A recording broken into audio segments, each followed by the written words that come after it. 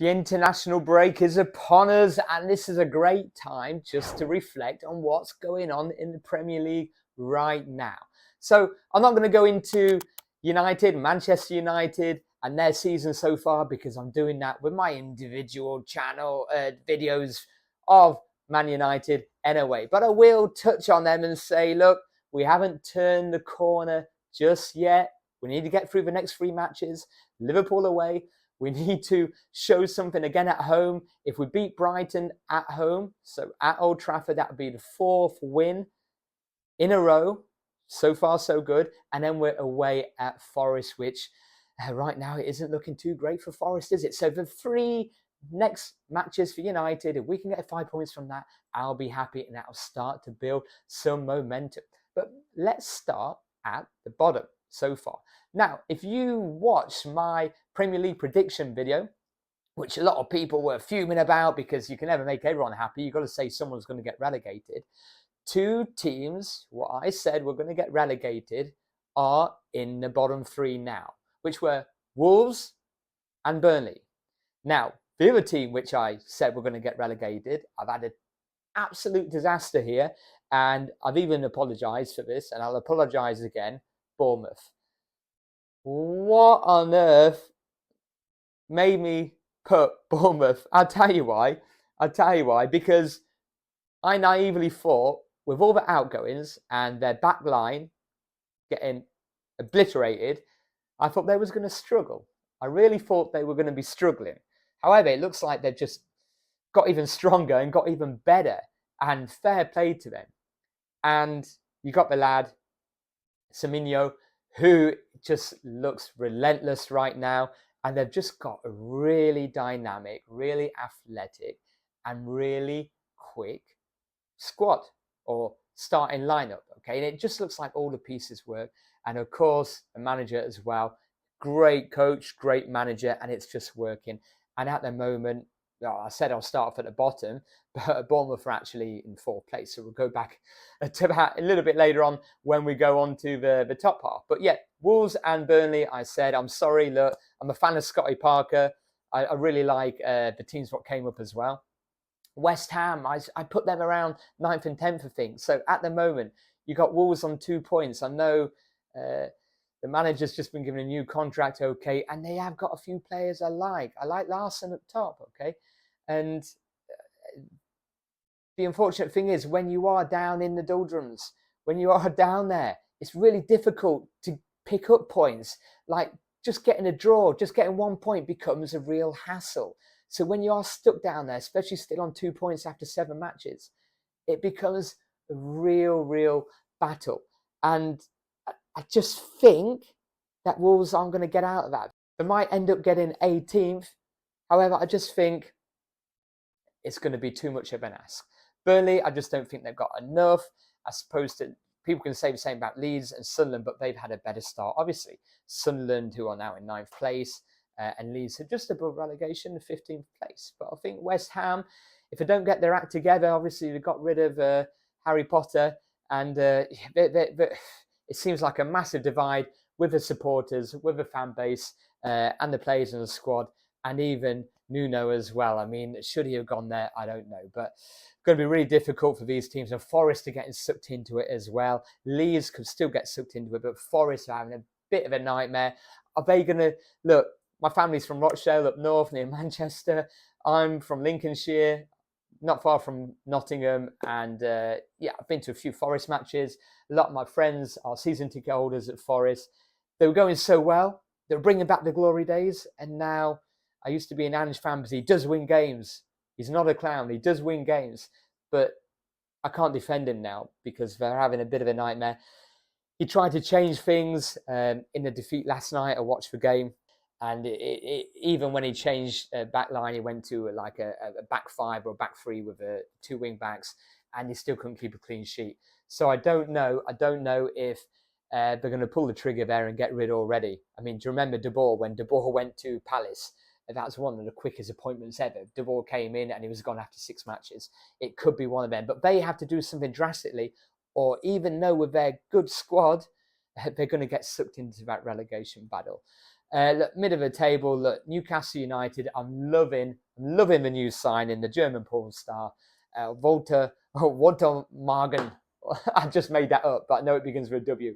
I love seeing him. He's got character. He reminds me of Espria. When Espria was there, he's kind of, you don't know what he's going to do. It looks like the fans have really warmed to him. It's that kind of character which Newcastle needed and deserved, in my opinion, after all of the Isaac nonsense, which I'm really, really happy about. Oh, everything's really dark. Battery's going low. So really happy with that. Newcastle really working hard as well, but they still find themselves in 11th place. I do expect them to slowly take over Everton and Sunderland and even Palace, especially if there is talk of Palace losing the manager, which will be a shock for them. I like Everton, so yeah, I can expect Newcastle going up a little bit more around the 6th or 7th place. I like Everton. I love Grealish. I was a fan of the Grealish signing. I think that was a masterful piece of transfer activity.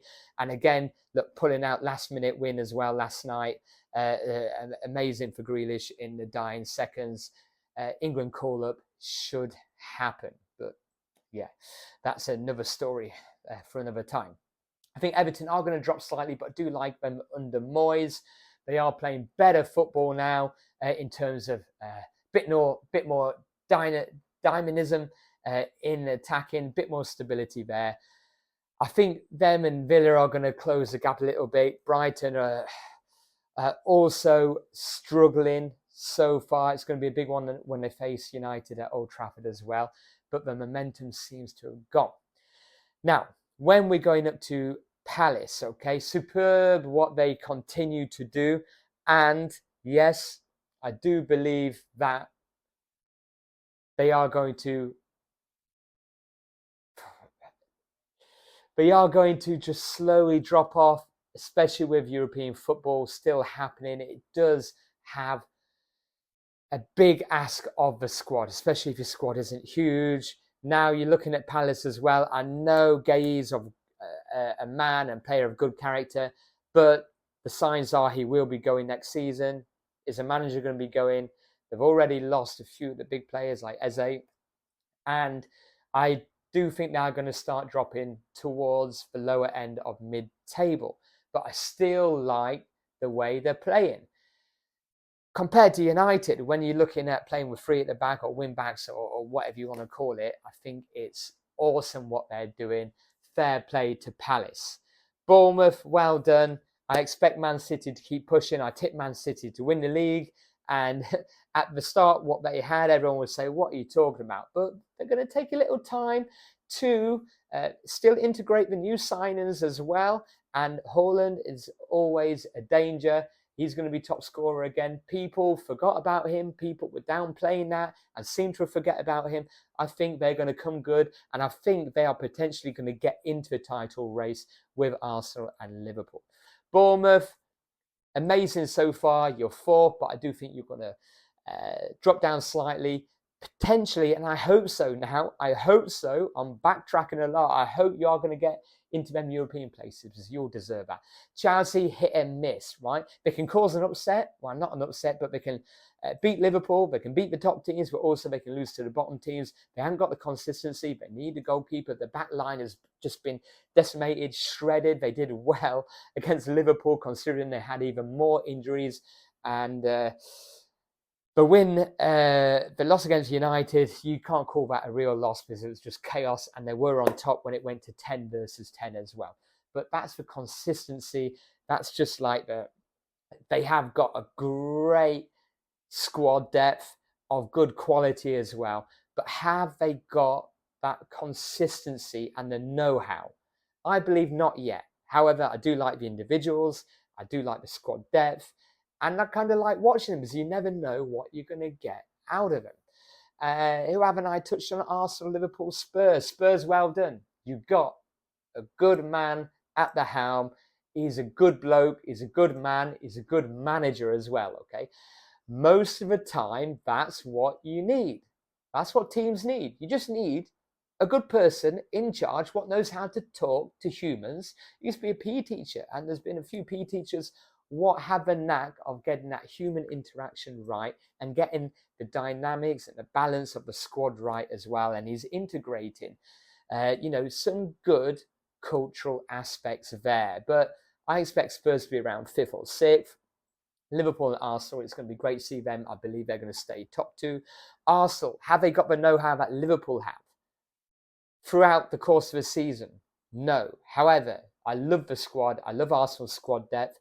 I'm a big fan of Madueke, especially one of my friends and one of the best, if not the best individual player developers in the world. Sol Isaacson Hurst is immense at getting players doing a little bit extra. Arsenal have got them players doing extra now. They've got that great strength. You can keep laughing at Gyökeres, but the points, what they were dropping last season, Gyökeres is there to pick up them points, to be messy, to be horrible, to be awkward, to be shit on one hand and then good on the other hand. Okay, so they have got these different dynamics, different points of attack, and they can be horrible with set pieces as well, as we know. Liverpool, I think, they're going through a bad stage. Van Dijk, although he's a machine, he did have one of these kind of bad runs a couple of seasons ago as well. Last season, untouchable. I think it was the season before last. He went on a bit of a barren run as well. Okay, but I expect them to spring back. Hopefully not against United after the international break. So far, so good. I'm loving this season. The players what have been brought in are exciting. Okay, something different. Liverpool's players, okay, Wirtz's getting a lot of stick. He's getting time to get acclimatized. Ekitike, I love the fact that he came into the Premier League like he's been there for 10 years already.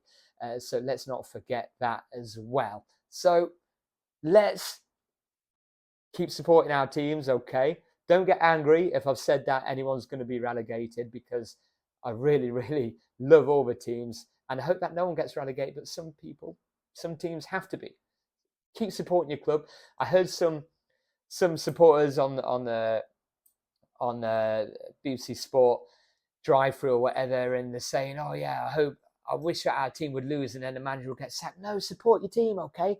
And you can't say, "Yeah, but I can say that because I've supported them since the 70s and 80s." It doesn't matter, right? Stick with them. Even I've said Amorim hasn't been the right man some weeks, but I do want him to be given time, okay? Stick with him, because the grass isn't always greener. But when the grass is dead and brown, then you need to make that change.